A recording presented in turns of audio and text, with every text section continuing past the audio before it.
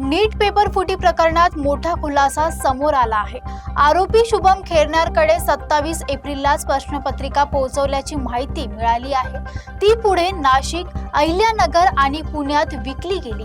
15 ते 20 लाखात व्यवहार झाल्याचा संशय असून सीबीआय आर्थिक तपास करत आहे। नीट पेपर फुटी प्रकरणात तपासादरम्यान रोज नवे खुलासे समोर येताना दिसतात। आरोपी शुभम खैरनारकडे 27 एप्रिललाच प्रश्नपत्रिका पोहोचल्याची माहिती आता पुढे आली।